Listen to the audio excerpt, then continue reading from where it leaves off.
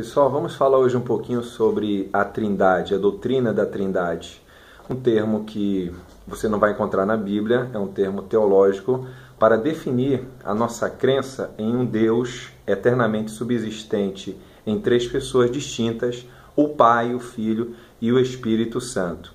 A doutrina da Trindade, ela vem fazer uma apologia bíblica contra alguns extremos. O extremo do politeísmo, né? Nós não somos politeístas, não acreditamos em três deuses, porém acreditamos num Deus eternamente subsistente em três pessoas distintas, o Pai, o Filho e o Espírito Santo. E nem somos unicistas, ou seja, não negamos a divindade de Jesus, nós cremos na divindade do Senhor e Salvador Jesus Cristo, certo? Assim como entendemos perfeitamente que Deus ele se manifesta, tem a mesma substância, a mesma essência, os mesmos atributos, o Pai, o Filho e o Espírito Santo. Porém, ele se revela, ele se manifesta a nós nesses aspectos também distintos. A doutrina da Trindade, ela é muito clara na Bíblia, apesar do termo não existir, como outros termos teológicos não existem, mas o conceito bíblico, a doutrina, ela está espalhada por toda a Bíblia.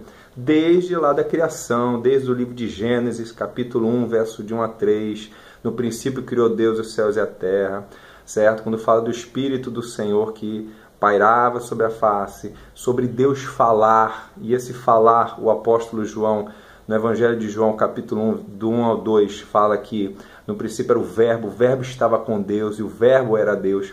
Inclusive, o Evangelho de João veio justamente nesse momento onde era muito importante destacar a divindade de Jesus. É claro que o termo Trindade vai começar com alguns patriarcas, vamos dizer assim, os teólogos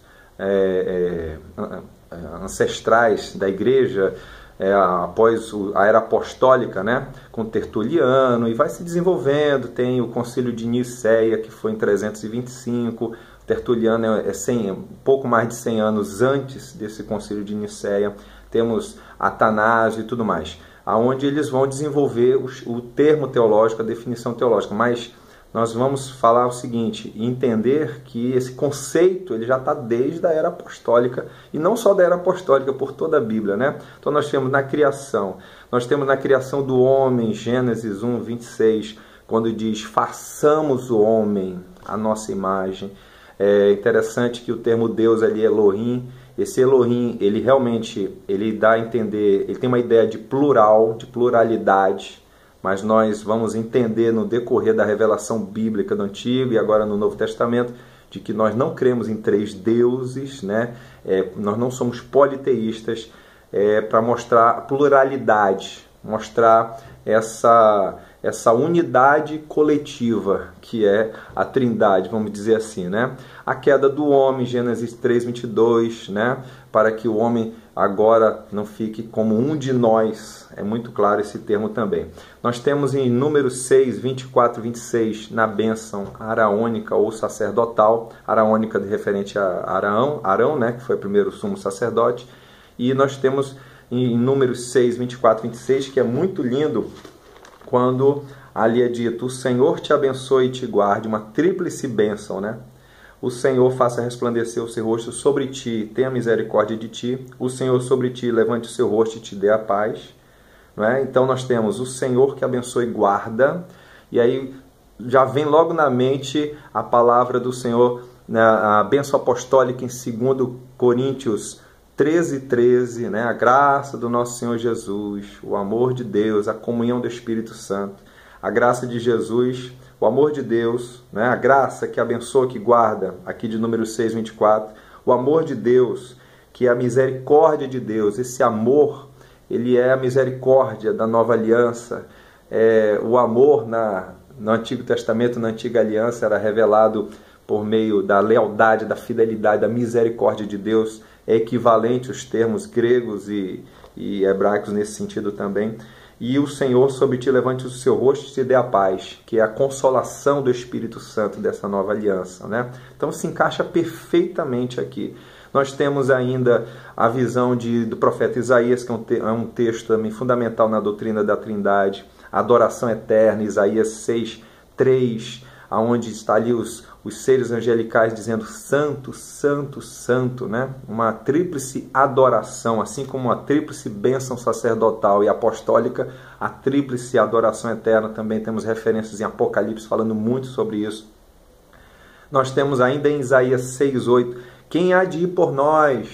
Ao mesmo tempo tem, a quem enviarei? Olha só que coisa interessante, né? Quem há de ir por nós e ao mesmo tempo, a quem enviarei? De Isaías 6:8. Isso tem uma correlação no Novo Testamento diretamente com Mateus 28:19, Jesus dizendo, ide por todo mundo, pregai o evangelho a toda criatura, batizando-os em nome do Pai, do Filho e do Espírito Santo. A fórmula batismal, a presença da Trindade no ide e pregai, já como uma resposta ao clamor de Isaías 6, verso 8, quem há de ir por nós, a quem enviarei? E existem algumas seitas, as unicistas, que querem usar Atos capítulo 2 para dizer que a fórmula batismal é batizando em nome de Jesus apenas. Em Atos 2 não é fórmula batismal, é apenas na autoridade de Jesus, e nem se refere a batismo exatamente nas águas, porque ela está dizendo, sejam batizados para a remissão dos pecados. Batismo não perdoa pecado. Nós não cremos que batismo redime o pecado de ninguém. Somente a fé em Jesus, somente o indivíduo ser lavado pelo sangue do Senhor e Salvador Jesus. Nem essas seitas unicistas acreditam que o batismo vai redimir, vai perdoar o pecado de alguém. Então já é uma contradição exegética já no próprio texto ali.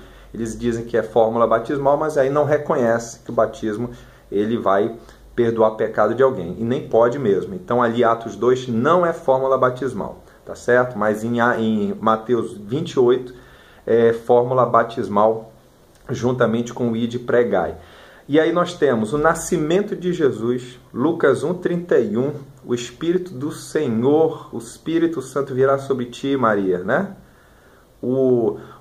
A sombra do Altíssimo te cobrirá, e fala do santo que foi gerado dentro dela. Então olha só, Pai, Filho e Espírito Santo presente no nascimento de Jesus. No batismo de Jesus, eu queria ver um unicista, né? Quem são esses unicistas?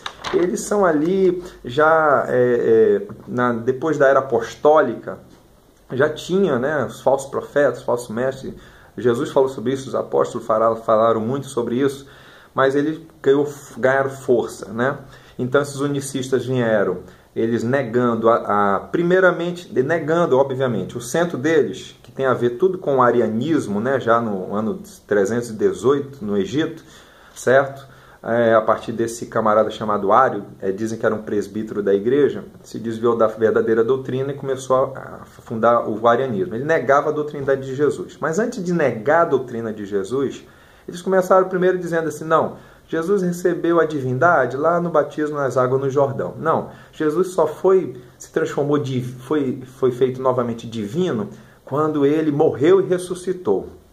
Então aí vai montando as heresias até chegar a algo mais consistente, que é os chamados unicistas, ou o arianismo, que é o extremo mesmo dessa falsa doutrina, chegando a dizer até que Jesus ele é uma terceira classe, ele nem é humano e nem seria divino, Jesus estaria aqui no meio. Então realmente aí muito fora de qualquer lógica, né, humana.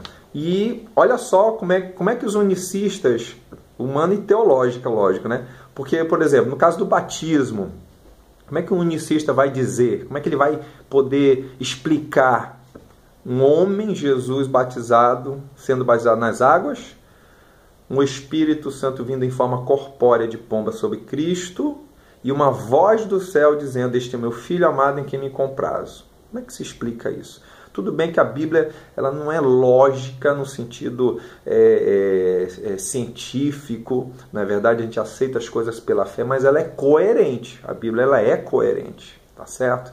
Então nós temos uma cena ali que os unicistas não tem como explicar o negócio daquele ali. Eles chegam até a dizer, tem uma ramificação que são chamados de monarquistas modalistas, de que Deus vai usando máscaras, né? Ou seja, Tem o Deus do Antigo Testamento, aí depois ele troca de roupa ali, igual um artista no teatro, igual um ator de novela, e aí agora se revelou como Jesus aqui na Terra. Aí depois ele morre, ressuscita, aí agora ele está vestindo uma máscara, uma roupa de Espírito Santo. Querendo separar totalmente aí a ação da Trindade, né? Então, por isso que foram surgindo os credos de alguns homens. Por exemplo, nós temos o credo de Atanásio. O credo de Atanásio é longo aqui, eu não vou ler todo, você pode pesquisar aí na internet, mas uma coisa que bem interessante, que é muito lindo aqui no final. Há, portanto, um pai e não 3 pais, um filho e não 3 filhos, um Espírito Santo, não 3 Espíritos Santos. E nesta Trindade não existe primeiro nem último, nem maior nem menor, mas as 3 pessoas coeternas são iguais entre si, de sorte que por meio de todas, como acima foi dito, tanto a unidade na Trindade como a Trindade na unidade devem ser adoradas. Então não são 3 deuses, mas eles se revelam igualmente eternamente, né? Nós temos o de Tertuliano também, que foi o que criou realmente o termo, né? Trindade foi criado por Tertuliano. Ele também tem o seu credo, você pode pesquisar para você conhecê-lo na íntegra. Todos são um por unidade de substância, embora ainda esteja oculto o mistério da dispensação que distribui a unidade numa Trindade, colocando em sua ordem os 3, Pai, Filho e Espírito Santo. 3, contudo, não em essência, mas em grau, não em substância, né? Por que não são 3 separados em essência e substância, né? Porque eles são eternos, divinos, mesmos atributos. Mas é justamente como ele fala aqui, ó, um só Deus, portanto, a essência, a substância e o poder são um, mas a diferença está no grau, na forma e na aparência que chamamos de pessoas, né, gente? Isso aqui é aparência, certo? É lógico que nós estamos falando de termos teológicos para tentar trazer para a compreensão humana, É lógico que ninguém vai conseguir explicar em toda a sua minuciedade, em toda a sua substância, a sua essência. Ninguém vai conseguir botar num laboratório, teólogo nenhum vai conseguir fazer isso jamais, né? De poder aí destrinchar, vamos dissecar a Trindade. Isso aí é impossível, né? Nós temos que nos humilhar diante da eternidade. Mas reconhecer esses textos bíblicos que mostram claramente essa distinção também da Trindade. Na tentação, a Bíblia diz que o Espírito de Deus guiou Jesus ao deserto para ser tentado. E estava lá Jesus fazendo a vontade de Deus, a vontade do Pai. No ministério de Jesus todo, nós vemos isso claramente. Em João capítulo 8, verso 17 e 18, é até interessante que os fariseus estão questionando a respeito que Jesus testifica dele mesmo. Ele diz, olha, a lei de vocês não fala que precisa de 2 testemunhas para que algo seja verídico, verdadeiro? Pois é. Então, eu testifico de mim, o Pai testifica de mim. Então são 2 testemunhas. E ao mesmo tempo ele vai dizer que ele é um com o Pai, como ali está em João capítulo 10, verso 30, eu e o Pai somos um. Olha só, ele não fala sou um, eu e o Pai somos um, tá? Então, essa doutrina trinitariana, né, ela é muito clara na Bíblia através desses textos. Na morte e ressurreição de Jesus nem se fala, né, gente? Deus amou o mundo e enviou o seu Filho Jesus, certo? Jesus estava ali na cruz do Calvário, morrendo por nós, entregando sua vida por nós. Deus como a prova do seu amor. E Hebreus chega a dizer que pelo Espírito eterno, Cristo se entregou por nós, tá certo? Então que Deus abençoe, que você possa compreender cada vez mais ainda a palavra de Deus e possa reconhecer que realmente nós temos um Deus eterno, glorioso, que enviou o seu Filho Jesus para nos salvar. Ele é o caminho, a verdade e a vida. Ninguém chega ao Pai se não for através do Senhor Jesus. E agora ele voltou aos céus. Estevão viu em Atos 8, Jesus em pé à direita de Deus. E o Espírito Santo, ele foi para o céu e ele enviou o Espírito Santo. E está aqui conosco, o nosso Consolador.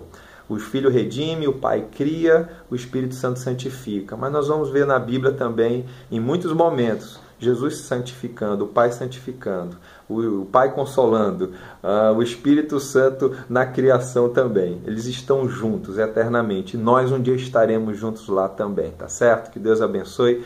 Que a graça do nosso Senhor e Salvador Jesus Cristo, o amor de Deus, a comunhão do Espírito Santo esteja sobre você. Amém.